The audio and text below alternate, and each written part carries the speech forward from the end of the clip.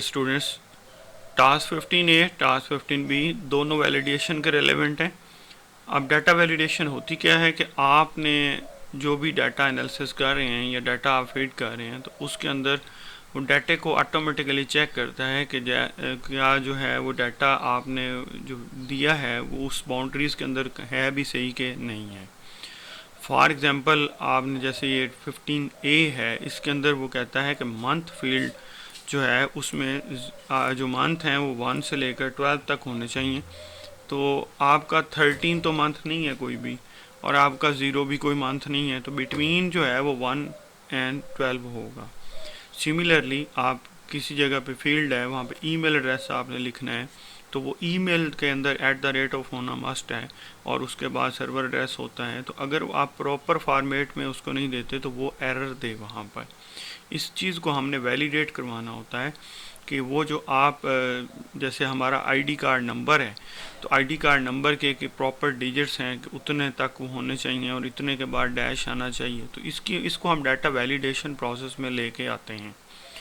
तो अभी task 15A में हमने क्या करना है, एक डाटाबेस क्रिएट करनी है एंड स्प्रेडशीट, और हमने एक spreadsheet create a database and a spreadsheet कि हमने दो काम करने हैं। यही जिम CSV को हमने डाटाबेस भी बनानी है इसी फाइल से, और इसी फाइल से स्प्रेडशीट भी बनानी है। और जो वैलिडेशन की टाइप है वो मंथ के ऊपर हमने लगानी है, और दोनों के ऊपर जो है वो हमने सेम फार्मूला यूज़ करना है, लेकिन एक्सेल में और तरीके से करेंगे और एक्सेस के अंदर हम और तरीके से करेंगे। रेंज चेक में वो हमें ऑलरेडी बता रहा है, जैसे कि आप रेंज चेक में 0 लेस देन 0 और ग्रेटर देन 13 इस तरह का आप वैलिडेशन रूल पास कर सकते हैं। बात बात लेंथ चेक करनी पड़ती है, करैक्टर चेक करने पड़ते हैं, फॉर्मेट चेक करना पड़ता है। तो ये डिफरेंट किस्म के चेक डिफरेंट पेपर्स में डिफरेंट मेथड से आते हैं। अभी जो हमारा नेक्स्ट है 15B, उसमें हम वैलिडेशन मंथ की करते हैं उसी फाइल के साथ।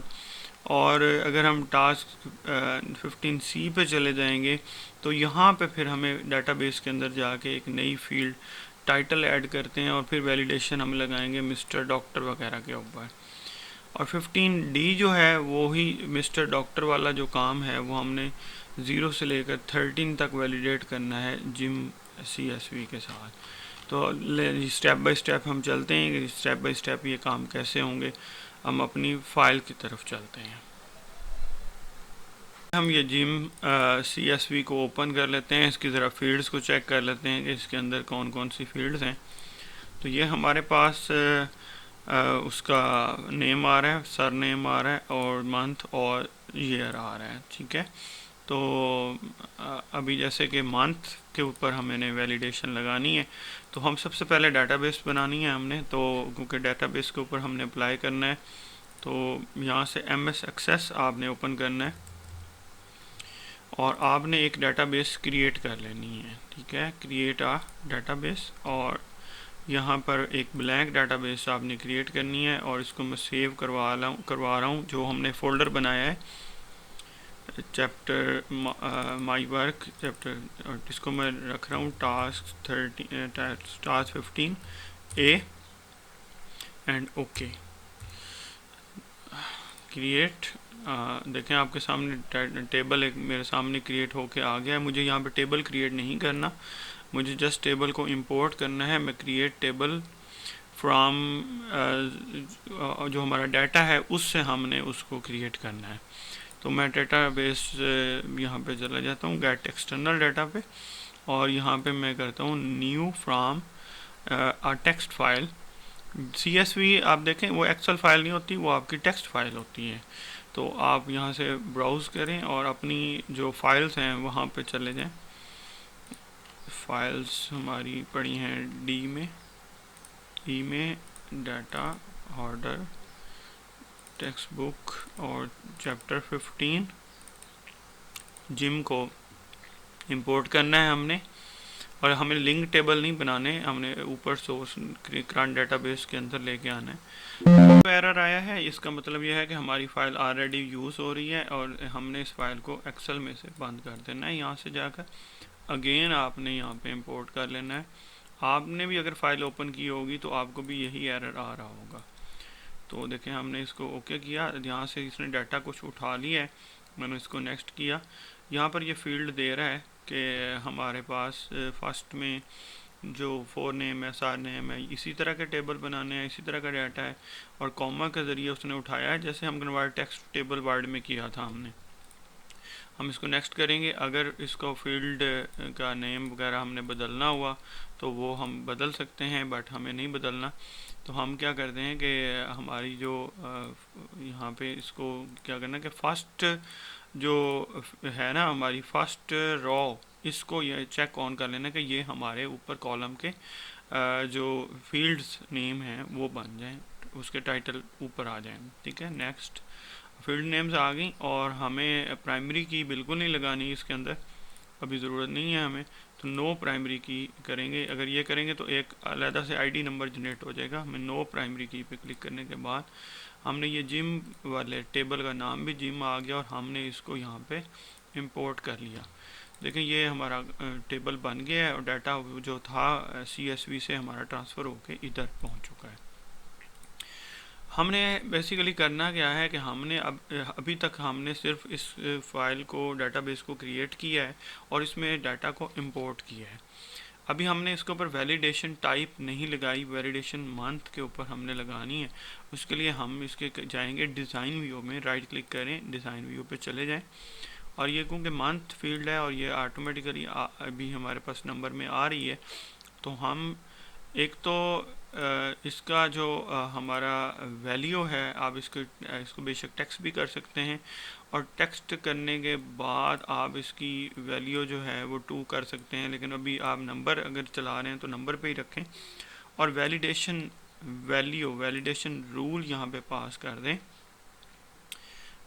Greater than 0 and lesser than 12। ठीक है, ये आपने यहाँ पर इसको लिख देना है, ये वैलिडेशन रूल है। और अगर ये रूल नहीं होता तो फिर आपको क्या मैसेज दे, अगर तो आप यहाँ पे एक मैसेज टाइप कर दें, ऊप्स, डबल कोट्स में बेशक लगा दें, oops data is not invalid, कोई भी आप मैसेज जो है वो लिख सकते हैं। ठीक है, तो अभी आप इसको सेव करते हैं, यहाँ से सेव कर दिया हमने। अभी इसको क्लोज करें, चेक करते हैं।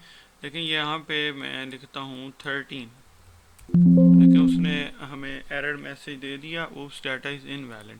तो अगर मैं इसको 11 लिखता हूँ तो वो डाटा आराम से ले रहा है।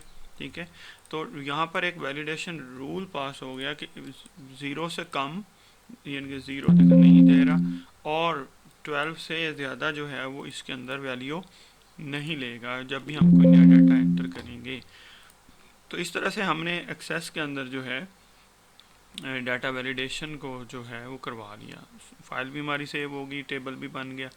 अब चलते हैं स्प्रेडशीट कैसे बनेगी इसी चीज़ की, वहाँ पे रूल्स कैसे पास होंगे। तो हम दोबारा से अपनी फ़ाइल ओपन करते हैं जिम वाली को, और इसको मैं एक्सेल में सेव करवा लेता हूँ, सेव एज। अब हमारा फोल्डर है, हमारा जो वर्क का हमने बनाया उसी जगह पे अपने सारी चीज़ें सेव करें, डेस्कटॉप और my work, chapter number 15, task 15A, और इसको as a excel book save करवाना है, CSV दोबारा नहीं करवा देना। ओके, अब ये जो मंथ की फील्ड्स हैं, मैं थोड़ी सी यहाँ 30 तक की फील्ड्स को वैलिडेशन रूल पास करवाना है, तो मैं यहाँ पे क्लिक करूँगा, डाटा वैलिडेशन पे चल जाना है मुझे। आप मुख्तलिफ एक्सेल में मुख्तलिफ जगह पे ये बटन होता है, ये डाटा वैलिडेशन का बटन है, इसमें allow any value, whole number हम उसको कर लेते हैं, और मिनिमम 1 और मैक्सिमम 12 कर लेते हैं। ठीक है। और इसको मैं इनपुट मैसेज भी बना सकते हैं कि एंटर बिटवीन 0 और नीचे मैसेज लिख देते हैं एंटर बिटवीन 0 1 एंड 12। और एरर मैसेज अगर ये नहीं करता तो उसको स्टॉप कर दे या वार्निंग दे दे या इन्फो दे दे। तो स्टॉप ऊप्स टाइटल आ जाए बटन का और invalid data please enter between 1 and 12। तो ये मैंने उसको एक मैसेज क्रिएट कर दिया। देखिए जब इसके करीब जा रहा हूँ तो इनपुट मैसेज आ रहा है, और जैसे ही मैं यहाँ पे कोई गलत टाइप करता हूँ, जैसे मैंने यहाँ पर 13 टाइप करके एंटर करता हूँ, तो देखें वो मैसेज दिया कि यहाँ पर ये वैल्यू एंटर नहीं हो सकती, इनवैलिड डाटा आप टाइप कर रहे हैं। तो 12 करूँगा तो हो जाएगा। तो अब ये रूल हमने जहाँ तक सिलेक्शन बनाई थी इस 30 तक, वहाँ तक वो पास हो चुका है। तो इस तरीके से आप अपनी जो डॉक्यूमेंट है उसके अंदर डाटा वैलिडेशन को मुख्तलिफ डिफरेंट तरीके से अप्लाई कर सकते हैं। यहाँ पर यह टास्क कंप्लीट हुआ। उम्मीद है आप इस वीडियो को पसंद करेंगे, आपको समझ भी आई होगी काफ़ी कुछ। अगर फिर भी आपका कोई क्वेश्चन हो तो आप कमेंट्स ज़रूर कीजिएगा, मैं उसके ऊपर एक अलग वीडियो बना के आपको रिप्लाई करूँगा। Thank you very much.